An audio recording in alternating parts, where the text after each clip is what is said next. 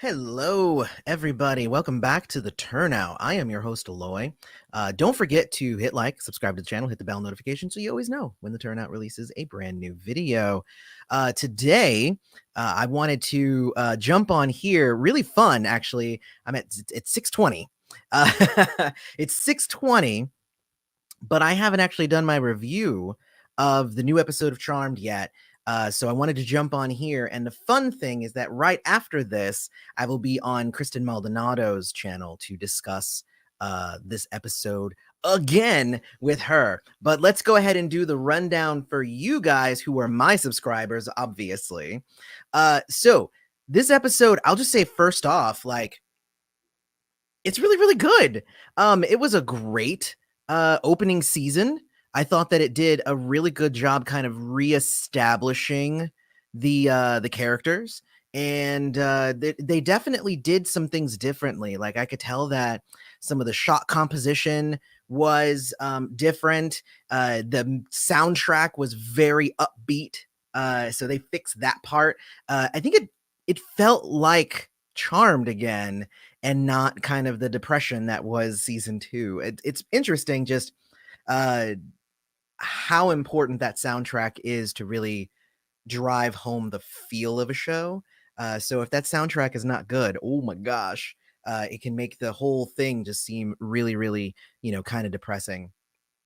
What I'll say is that it looks like everybody kind of got their own storyline in this episode, but not except Abby and Jordan, except for the two side characters. They didn't get their own storylines, but it was really good. I'll just say that right up front. So just to kind of recap some of the stuff that's happening in the show. So it starts off cute, like, because they can't touch, they've timed all their interactions, because not only can they not touch, but they can't get close to each other. So I like the fact that they're like, oh yeah, now Macy's going to be coming through the door right now. Okay, cool. Now I can go out and we're not going to run into each other and, hurt themselves. Because what it looks like is that they develop like hives and rashes, and they could actually, get themselves hurt if they get too close. Obviously, getting too close like blows them back forward. The good thing too is that they explained why. I remember at the end of the last episode, I was like, "Why is Harry part of that too?" And it's not. It's that they can't touch each other, and they can't touch any other magical being either. So wow, like, that's actually a really big deal. So let's go ahead through the different storylines real quick, and then we'll get to the main big one that affected everybody. So you have God, who do we want to start off with? Let's do Mel first. Let's do Mel. Hers is fairly straightforward. So Mel is now a professor. She's teaching I actually missed the class that she's teaching, but she activism 101, most likely. It's all kind of about that. So kind of going through and getting all of this stuff, and she's teaching, and it seems like people are kind of digging it. And she ends up having the new trans character in the show. His name is Kevin, and he is now new on the show. And he is going to now be a student. And we've already been told that, like, it's a big deal that he's joining, so there's going to be more to it. So he joins, and, he gets kind of side eyes and stuff from some of the other students. And Mel's like, oh, well, I can help you with this, and I can do this for you. And it was interesting so that while this was like a kind of a fresh start for everybody, it really kind of seemed like Mel's storyline was just there to introduce the new character. She's a teacher. She has a new trans student. She tries to arrange for a pro-trans book to be added to the curriculum and the syllabus. They say you can't, and so she tries to move for the trans for I'll just stop for Kevin. So they try to move for Kevin to get his own room, and he's like, no, I want to stay in my room. And it's like, okay. And then, like, that's Mel's whole story. Like, it was interesting to see kind of how she was kind of overstepping her bounds as somebody who is so about, activism and fighting for causes. It seemed like she was trying to find the easy way out for Kevin, which is not what activism is about. So I thought that was kind of interesting. If we go to Harry and Macy, their whole thing is that they can't touch, so now they're kind of driving each other crazy with it. The cool thing is that she's been using her telekinesis like passively. Nobody else is using their powers. But Macy is using her powers. Yeah. So, so she right now, because she's the scientist, she's trying to use her brain to come up with a way, like a potion of some sort, or some sort of trying to find the reasoning and the reasons why it's happening to them, this whole thing that they can't touch. Because she really, and this is actually a really good episode for some Hasty, all you Hasty lovers out there. But like, they can't touch, so it's kind of driving them crazy. And I don't know, they did a really good job with this. So bam, I think that they did a really good job with this episode in terms of Hasty. So they tried to do a spell, the revealing spell that they told us about, or that we learned about in the first season. Shout out to David Chambers. Thank you, man. I appreciate that super chat. Thank you. I appreciate it. That's my first super chat. You have now officially become my favorite subscriber. But so yeah, so that was so Harry is kind of with her, but it's not working. And then she leaves the room and then it works. So I'm thinking that I think even like their regular potions won't even work like when they're in the room, because they can't interact with magical beings, and I guess with magic itself. But when she leaves, the revealing spell breaks open a wall and gives them a tablet. So that's key. So going forward, he tries to interpret it and he can't interpret it. It's like whatever. And I'm like, I wonder what's going to happen.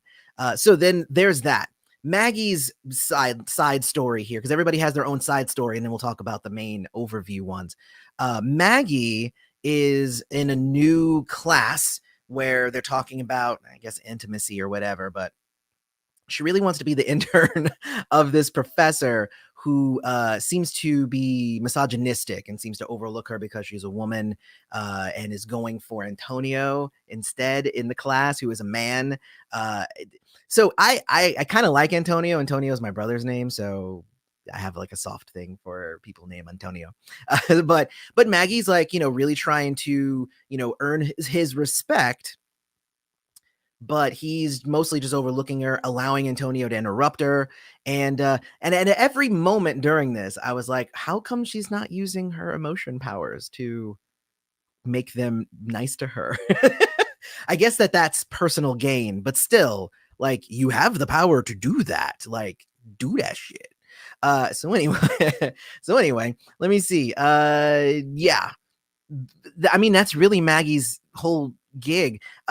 She ends up having, when she's interrupted by Antonio, she ends up having a panic attack, because we do know that she has panic attacks. So she kind of gets flustered and leaves the room.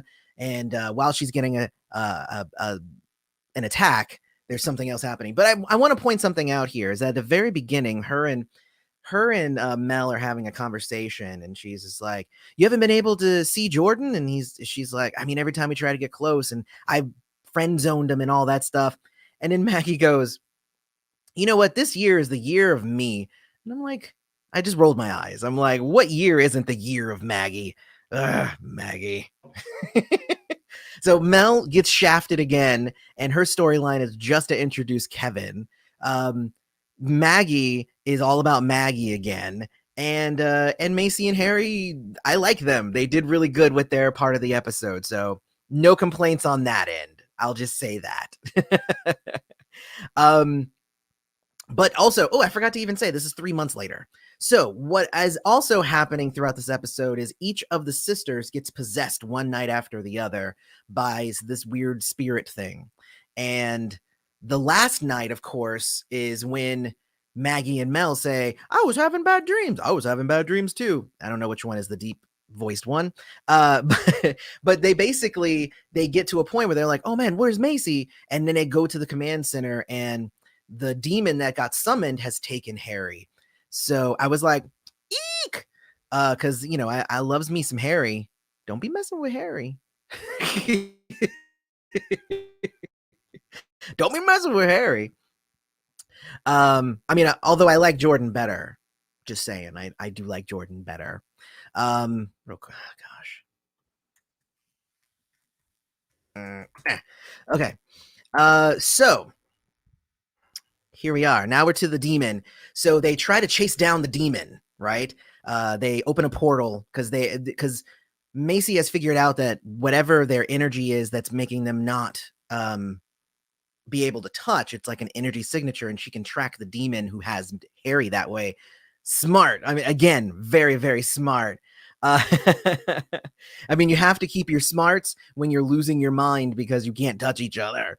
Um, and so she opens up a portal and they immediately go through. I found it funny that like Maggie was still in her pajamas the whole time. So like she was like she's running around in the woods with like her flip flops on, like her bunny flip flops, which I found kind of funny. Um, but um, but anyway, so they find Harry. He's like almost dead, but they make the potion and give it to him. It wakes him up, and Macy's there with him, and it's cool because she has telekinesis that allows her to help him even without having to touch him, which is really really good. Um, so it's funny because she goes, "I'm gonna help Harry. You two go after the demon." And they go and they're like, "Is the demon here?" And they find the demon, and it becomes Scooby Doo. Like, "Where's the demon? Ah, there it is, run." And I'm like, they are the worst people to try and send after this thing. Then, if immediately after they see it, they run. I don't know. The demon looked badass, though. I will say that. Something that I've never seen before, and apparently they've never seen before. Even Harry says, I have no clue what this thing is. So this is the cool thing where they all combine their powers, Captain Planet style. So Macy uses telekinesis to hold the demon back. Maggie calms it with her emotion powers, and then Mel uses her matter mastery to basically like melt it from the inside out, and it like explodes into a ton of ectoplasm. And this was the fun part because when it exploded, some of the ectoplasm got onto the camera lens and they left it on the camera lens, and I thought that that was a really fun effect. I thought that was very cool. uh, like it definitely gave the impression that like, whoa, that was a lot of ectoplasm. So it leaves behind a crater though with a magical symbol in it. So the symbol is one of the symbols on the tablet, meaning whatever their curse is means probably each of those symbols on there is a new type of demon, a prehistoric, older than civilization demon that will be coming after them because they resonate now with the power of the source mixed with the tree and all of the junk. Most likely, my theory behind that is that the tree and the source were like maybe they used to be one thing and then they were split. So that would explain why rejoining them is bringing back a bunch of demons that existed when that was a thing. So that's my theory here. I don't know if how true that is. But literally this sets up a monster of the week scenario with an overarching storyline. That's exactly what I wanted. Progress. That is exactly what I asked for. I want an overarching storyline, but I want it to kind of go back to the feel of not everything needs to be life or death constantly all the time in world changing ways. Like, let's make it monster of the week, but then let's also have it fun. So and have it with an overarching ongoing story at the same time. So they are setting up the rest of this season to be really really great. And of course this season's going to end up like we're not going to get that many episodes out of the season because it started mid-season essentially. So we're only going to get, I think they've ordered 16, I think. So we're not going to get the full number, and obviously 3 of them were to finish up the last season. So we're not getting everything that we want, but we're getting something. Who knows? And they might not wrap it up here. It might be something that continues into the next season. So who knows? So after that, they kind of joke about what they want to call the demon. They end up with like Soul Sucker, and I'm like, okay. What I find interesting is that the sisters seem to have that stronger sisterhood right now, and I think it's similar to what Maggie was saying earlier. It's like there's a bunch of different types of intimacy. Physical is only one of them. So that means that if they can't do one, they've been focusing on the other.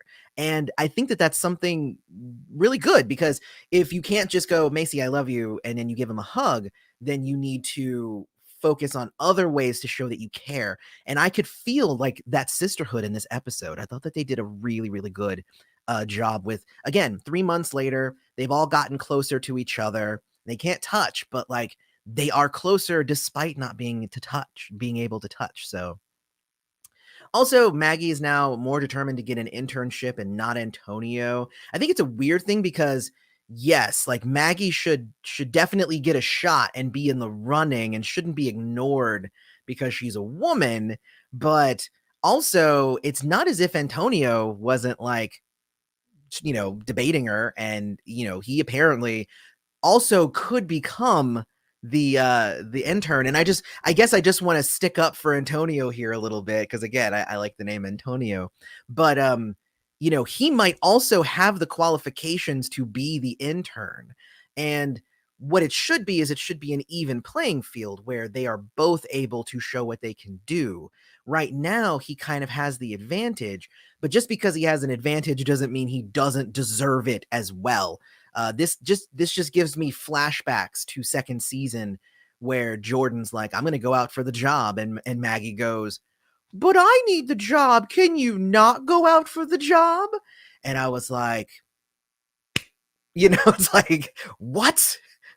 What? That doesn't make any sense. Anyway, uh also, I just want to point out, and this is a little bit adult. This is an adult topic here, but I feel like Macy and Harry have never heard of mutual masturbation.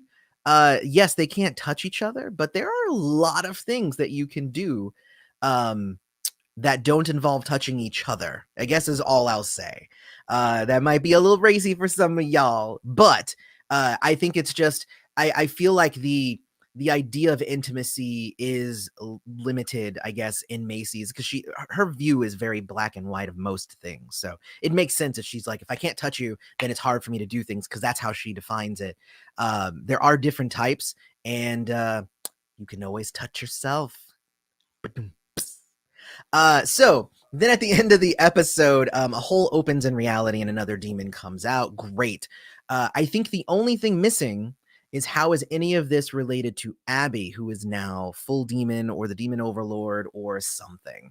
So next episode, I'm really hoping that we get some Abby in there. Let's see. That's just me. All right. So that is my synopsis. I have about 10 minutes before I have to go, and then you're going to be able to hear me talk more about Charmed over on Kristen Maldonado's channel. So let's hit some of these. Let me see. Finally able to make a live stream. Good to have you, Christian. Let's see. Approach the Nerd wanted you to talk about the hair. I liked her hair. I liked her hair and I didn't like her hair. It was very different, so it took me a little bit. I wasn't immediately into Maggie's hair. But after like half the episode, I was like, you know what? That looks good. It looks like an 80s crimp, like a crimp style, but I know it's her natural curls. I'm just saying. But no, Maggie, she's looking good. That she definitely better than a couple episodes ago. Um, I loved how the episode shined some light on trans people, since my friend is transgender. Well, I like it. I have a bunch of friends and family who are transgender, so I think it's good. I hope that it doesn't become Kevin's character is transgender and that's what it is. Like, I'm hoping that there's more to Kevin's character. Let's hope. Sometimes when you try to be an activist, and you're trying to, normalize, things that are seen as on the outskirts of society, sometimes you can tokenize them, and I'm really hoping that that doesn't happen. So, let's sir. Let's sir. Mr. Hootendine, good to see you, by the way. I love this episode. They're back to themselves. Yes, I agree. David Chambers, again, my favorite commenter now. Love you, man. You're awesome. Thank you. I appreciate that, David. Let's see. Is Mel going to be in a trans relationship? No, because she's into women and Kevin is a man. So there would be that wouldn't make any sense. Uh So there you go. Let's see. She'd get fired for dating a student. Yes, that's true. She would also get fired. But also, Jed says she's in a relationship with Ruby. Yes, and she's having like a long distance, she says, with Ruby, even though they're 5 feet away, but it's still a long distance relationship. So, but I do like it. I like the inclusion of the character. I just hope that they don't tokenize it. That's all I'm saying. That's true, David. They haven't mentioned the personal gain. I'm taking that from the OG, that there was the personal gain rule that they couldn't do. But just saying, it's something that maybe it's there and they just haven't said it, since the elders are all dead. The elders aren't there to tell them. So let's see. Is there going to be a Mags, Jordan, and Antonio love triangle? Maybe. Antonio was pretty handsome too. I don't know. Maybe I just have a thing for like Latino guys and black guys, and I don't know. It's a thing. The CGI was movie quality on the demon. Awesome. Actually, I agree. The CGI was really good, and hashtag badass demon 100%. What's happening with the tree?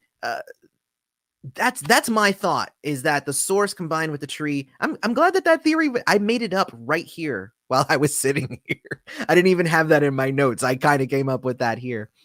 I wanted that too, an overarching story with a monster of the week. Exactly. That's exactly what you want. I think that the show will turn into a supernatural police procedural. That is what I thought after the first season, and they did not go in that direction. So I don't think I throw out theories, but I am completely okay with them not coming true. I'm just so used to it by now.